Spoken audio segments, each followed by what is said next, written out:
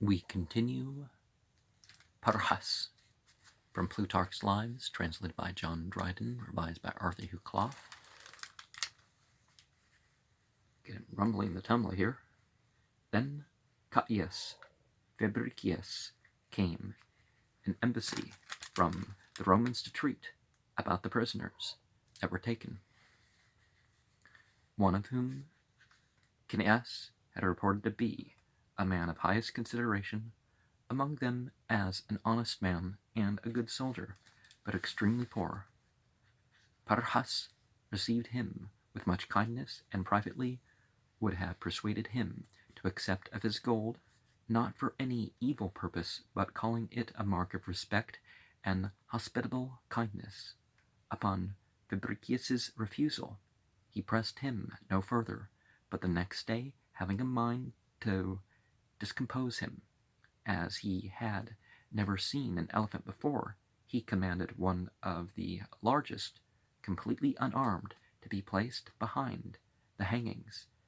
as they were talking together, which being done upon a sign given, the hanging was drawn aside, and the elephant, raising his trunk over the head of Fabricius, made an horrid and ugly noise. He, gently turning about and smiling, said to Pyrrhus, neither your money yesterday, nor this beast today makes any impression upon me. At supper, amongst all sorts of things that were discoursed of, but more particularly Greece and the philosophers there, Caius, by accident, had occasion to speak of Epicurus, and explain the opinions of his followers held about the entities considered to be gods and goddesses, and the commonwealth, and the objects of life, placing the chief happiness of man in pleasure, and declining public affairs as an injury and disturbance of a happy life. Well, public affairs for themselves, perhaps. Removing these entities afar off, both from kindness or anger, or any concern for us at all, to a life wholly without business and flowing in pleasures. Before he had done speaking, "O Hercules!" Fabricius cried out to Pyrrhus, "May Pyrrhus and the Samnites entertain themselves with this sort of opinions as long as they are in war with us." Pyrrhus, admiring the wisdom and gravity of the man, was the more transported with desire of making friendship instead of war with the city, and entreating them personally, after the peace should be concluded, to accept of living with him as the chief of his ministers and generals. Fabricius answered quietly, "Sir, this will not be for your advantage, for they who now honor and admire you, when they have had experience of me, will rather choose to be governed by me than by you." Such was Fabricius, and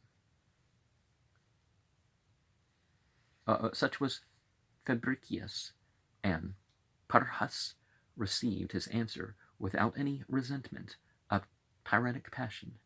Nay, among his friends, he highly commended the great mind of Fabricius, and entrusted the prisoners to him alone, on condition that the Senate should not vote a peace, after they had conversed with their friends and celebrated the festival of Saturn,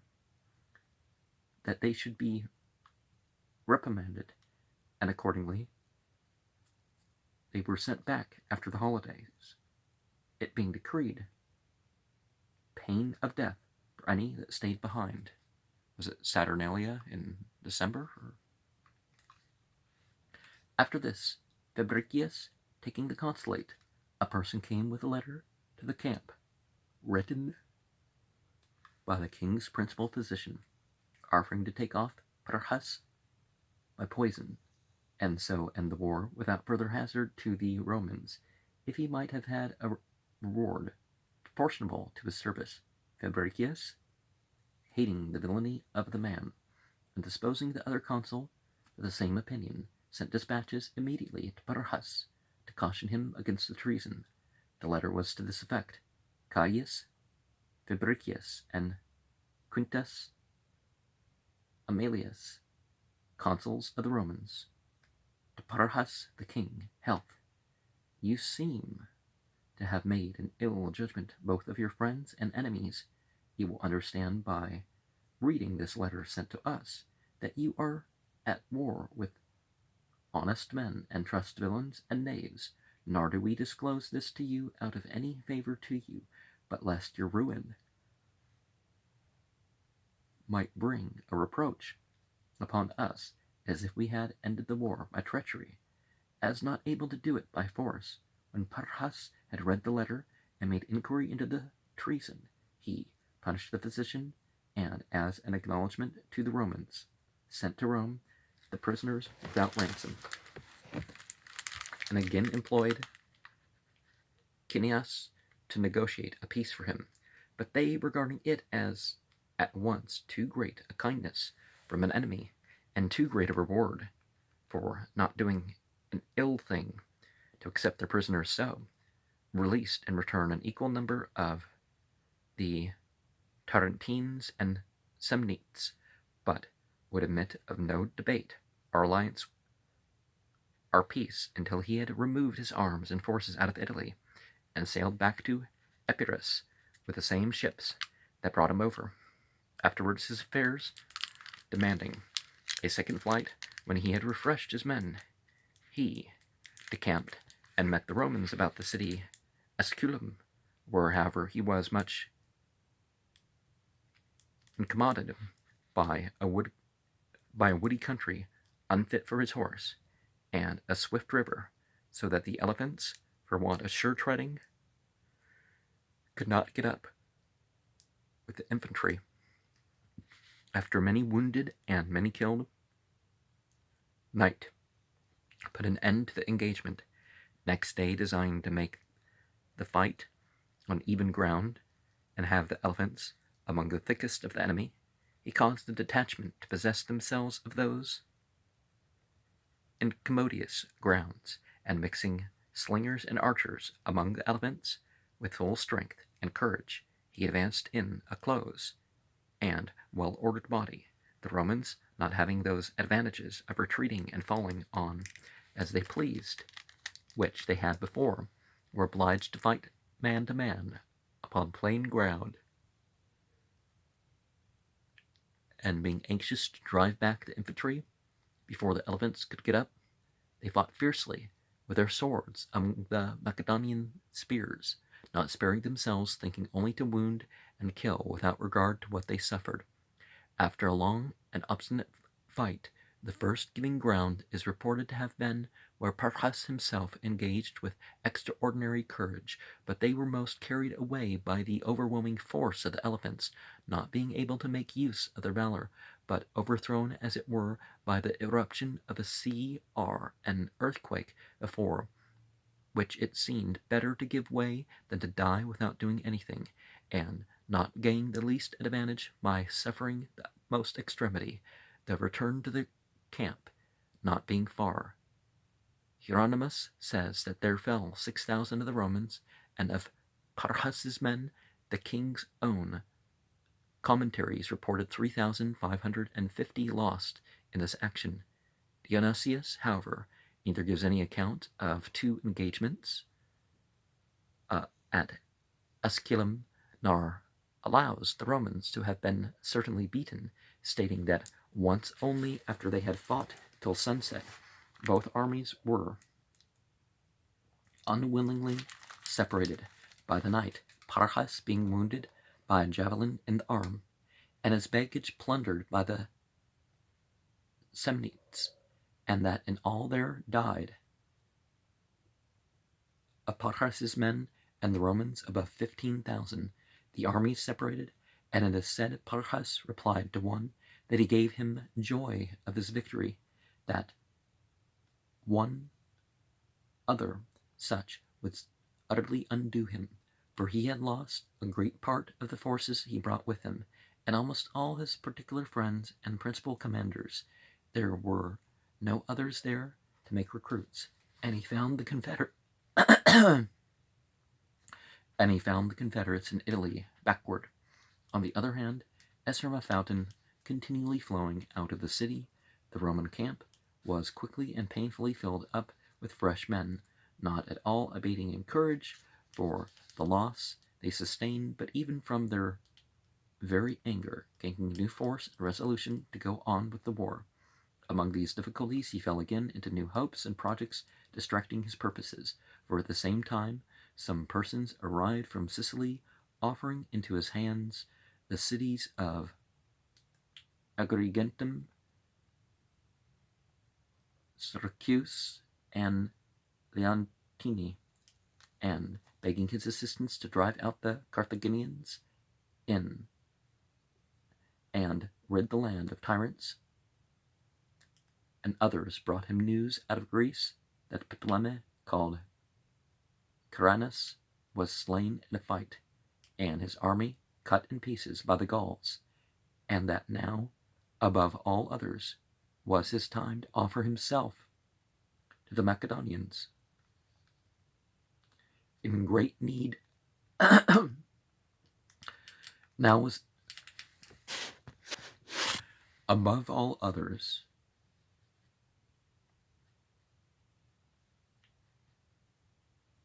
was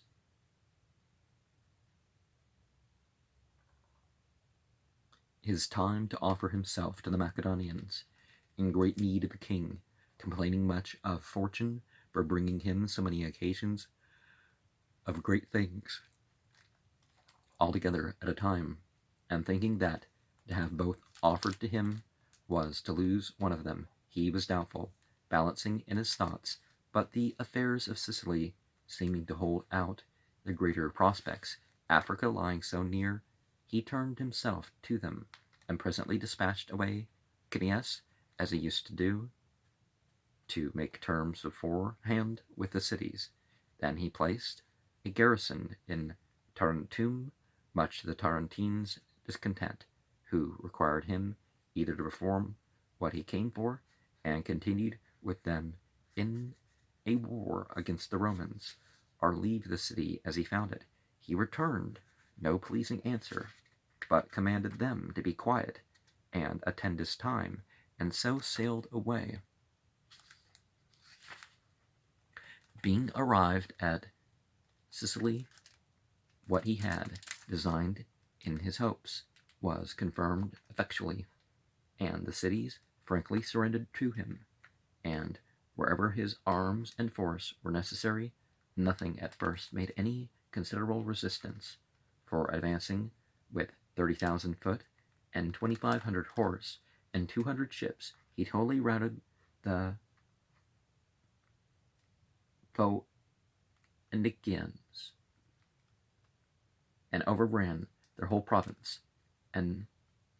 Eryx being the strongest town they held, and having a great garrison in it, he resolved to take it by storm. The army being in readiness to give the assault, he put on his arms, and, coming to the head of his men, made a vow of plays and sacrifices in honor to Hercules. If he signalized himself in that day's action before the Greeks that dwelt in Sicily, as became his great descent and his fortunes, the sign being given by the sound of the trumpet, he first scattered the barbarians with his shot, and then brought his ladders to the wall, and was the first that mounted upon it himself, and the enemy appearing in great numbers, he beat them back. Some he threw down from the walls on each side, others he laid dead in a heap round about him with his sword, nor did he receive the least wound, but by his very aspect inspired terror in the enemy, and gave a clear demonstration that Homer was in the right, and pronounced, according to the truth of fact, that fortitude alone of all the virtues is wont to display itself in divine transports and frenzies. The city being taken, he offered to Hercules most magnificently, and exhibited all varieties of shows and plays. Now, I think the next video that is released on my channel addresses this, enthusiasm. As much as I don't completely disagree with the book, I disagree with the anti-enthusiasm part of it, right? Well, I mean, it's the preface to the book, but a sort of barbarous people about Messina called Mamertines gave much trouble to the Greeks and put several of them under contribution, each being numerous and valiant, from whence they had their name equivalent in Latin tongue to warlike. Mammers being another and older form of Mars, the Mamertines were descended from Campanian or Oscan mercenaries, and spoke a kind of Latin. He first intercepted the collectors of the contribution money, and cut them off, and beat them in open fight, and destroyed many of their places of strength, the Carthaginians being now inclined to composition, and offering him a round sum of money, and to furnish him with shipping if a peace were concluded. He told them plainly, aspiring still to greater things, there was but one way for a friendship and right understanding between them, if they, wholly abandoning Sicily, would consent to make the African Sea the limit between them and the Greeks, and being elevated with his good fortune and the strength of his forces, and pursuing those hopes in prospect of which he first sailed thither, his immediate aim was Africa, and as he had abundance of shipping, but very ill equipped, he collected seamen not by fair and gentle dealing with the cities, but by force, in a haughty and insolent way, and menacing them with punishments. And as at first he had not acted thus, but had been unusually indulgent and kind, ready to believe, and uneasy to none, now, of a popular leader becoming a tyrant by these severe proceedings, he got the name of an ungrateful and faithless man. However, they gave way to these things as necessary, although they took them very ill from him, especially when he began to show suspicion of Anon and Sosistratus, men of the first position in Syracuse, who invited him over into Sicily, and when he was come, put the cities into his power, but are most instrumental in all he had done there since his arrival, whom he now would neither suffer to be about his person, nor leave at home, and when Sosistratus, out of fear, withdrew himself, and then he charged Anon as in a conspiracy with the other, and put him to death. With this, all his prospects changed, not by little and little, nor in a single place only, but a mortal hatred being raised in the cities against him. Some fell off to the Carthaginians, others called in the Mamertines.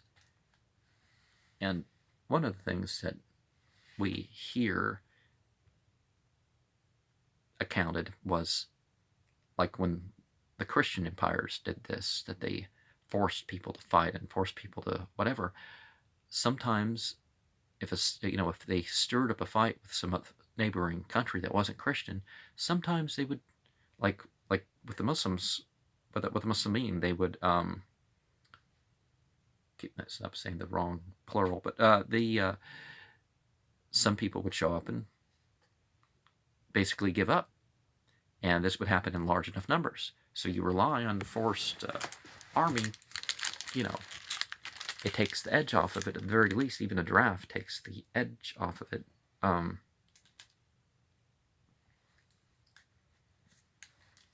then obviously you have the people at large that are considered, they're obviously being oppressed, and so they're appealing to foreign nations if they can. And seeing revolts in all places, the desires of alteration, and a potent faction against him. At the same time he received letters from the Samnites and Tarentines, who were beaten quite out of the field, and scarce able to secure their towns against the war, earnestly begging his help. This served as a color to make his relinquishing Sicily no flight, nor a despair of good success, but in truth, not being able to manage Sicily, which was as a ship laboring in a storm, and willing to be out of her, he suddenly threw himself over into Italy. It is reported that at his going off he looked back upon the island, and said to those about him, "How brave a field of war do we leave, my friends, for the Romans and Carthaginians to fight in," which, as he then conjectured, fell out indeed not long after.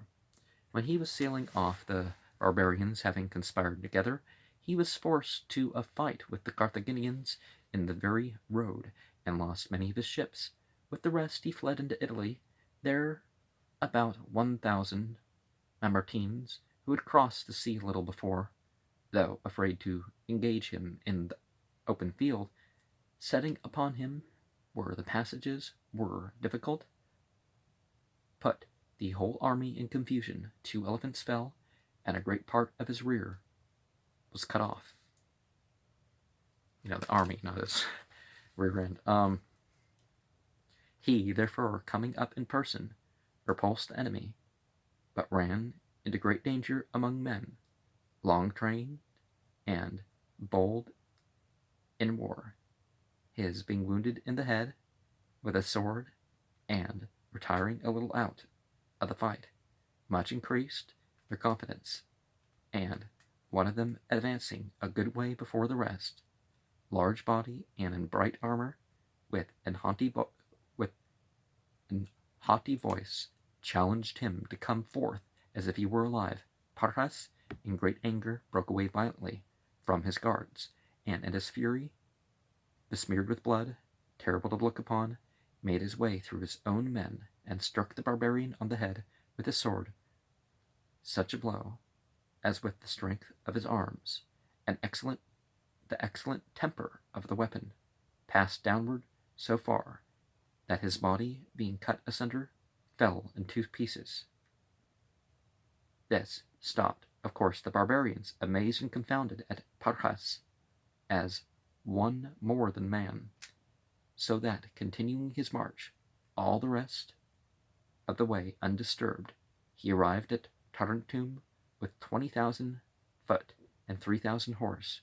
where, reinforcing himself with the choicest troops of the Tarentines, he advanced immediately against the Romans, who then lay encamped in the territories of the Samnites, whose affairs were extremely shattered, and their counsels broken, having been in many fights beaten by the Romans. There was also a discontent amongst them at Pyrrhus for his expedition into Sicily, so that not many came in to join him.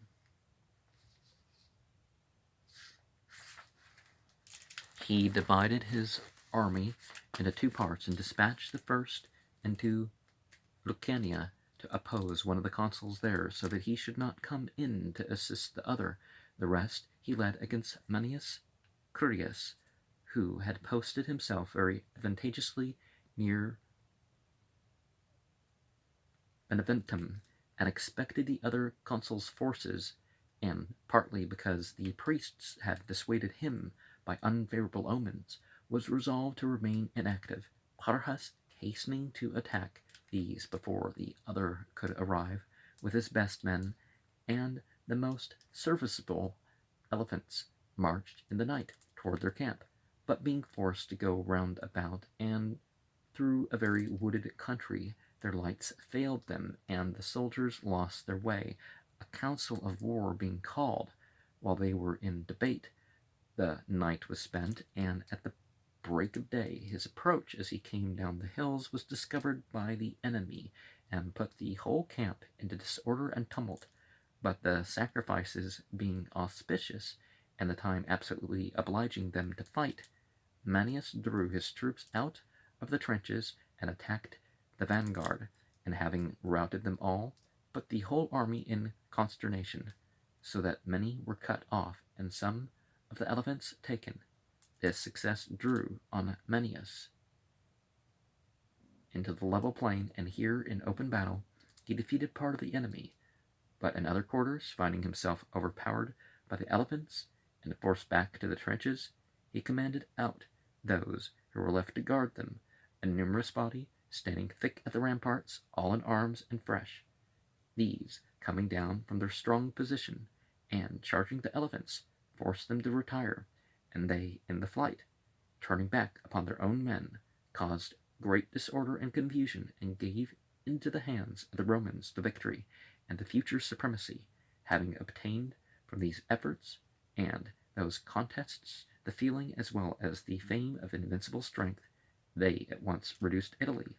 under their power, and not long after Sicily too. Thus fell Pyrrhus from his Italian and Sicilian hopes. After he had consumed 6 years in these wars, and though unsuccessful in his affairs, yet preserved his courage unconquerable among all these misfortunes, and was held for military experience and personal valor and enterprise much the bravest of all the princes of his time. Only what he got by great actions he lost again by vain hopes, and by new desires of what he had not, kept nothing of what he had, so that Antigonus used to compare him to a player with dice, who had excellent throws, but knew not how to use them. He returned into Epirus with 8,000 foot and 500 horse, and for want of money to pay them, was fain to look out for a new war to maintain the army. Some of the Gauls joining him, he invaded Macedonia, where Antigonus, the son of Demetrius, governed, designing merely to plunder and waste the country. But after he had made himself master of several towns, and 2,000 men came over to him, he began to hope for something greater, and adventured among Antigonus himself, and meeting him at a narrow passage, but the whole army in disorder. The Gauls, who brought up Antigonus's rear, were very numerous and stood firm, but after a sharp encounter the greatest part of them were cut off, and they who had the charge of the elephants, being surrounded every way, delivered up both themselves and the beasts, Pyrrhus taking this advantage, and advising more with his good fortune than his reason, boldly set upon the main body of the Macedonian foot, already surprised with fear, and troubled at the former loss. They declined any action or engagement with him, and he, holding out his hand and calling aloud both to the superior and under officers by name, brought over the foot from Antigonus, who, flying away secretly, was only able to retain some of the seaport towns. Pyrrhus, among all these kindnesses of fortune, thinking what he had effected against the Gauls the most advantageous for his glory, hung up their richest and goodliest spoils in the temple of Minerva Itonis, with this inscription: Pyrrhus, descendant of Colossian kings, these shields to thee, Italian goddess, brings. One from the valiant Gaul, when in fight Antigonus and all his host took flight. 'Tis not today or yesterday alone that for brave deeds the Ikeda are known. Well, at least he's using it to motivate character in the people via the temple. After this victory in the field, he proceeded to secure the cities, and having possessed himself of Aga, beside other hardships put upon the people there, he left in the town a garrison of Gauls, some of those in his own army, who being insatiably desirous of wealth, instantly dug up the tombs of the kings that lay buried there, and took away the riches, and instantly scattered about their bones. Pyrrhus in appearance made no great matter of it, either deferring it on account of the pressure of the other business, or wholly passing it by out of fear of punishing those barbarians, but this made him very ill spoken of among the Macedonians, and his affairs being yet unsettled, and brought to no firm consistence, he began to entertain new hopes and projects, and in raillery called Antigonus a shameless man for still wearing his purple, and not changing it for an ordinary dress, but upon Cleonomus the Spartan arriving and inviting him to Lacedaemon, he frankly embraced the overture. Cleonomus was of royal descent, but seeming too arbitrary and absolute, had no great respect nor credit at home, and Ardius was king there. This was the occasion of an old and public grudge between him and the citizens, but besides that, Cleonomus, in his old age, had married a young lady of great beauty and royal blood, Cleonis, daughter of Leotychides, who, falling desperately in love with Erotatus, Ardius's son, a youth in the flower of manhood, rendered this match both uneasy and dishonorable to Cleonomus, as there was none of the Spartans who did not very well know how much his wife slighted him. So these domestic troubles added to his public discontent. He brought Pyrrhus to Sparta with an army of 25,000 foot, 2,000 horse, and 24 elephants. So great a preparation made it evident to the whole world that he came not so much to gain Sparta for Cleonomus as to take all Peloponnesus for himself, though he expressly denied this to the Lacedaemonian ambassadors that came to him at Megalopolis, affirming he came to deliver the cities from the slavery of Antigonus, and declaring he would send his younger sons to Sparta if he might, to be brought up in Spartan habits, that so they might be better bred than all other kings.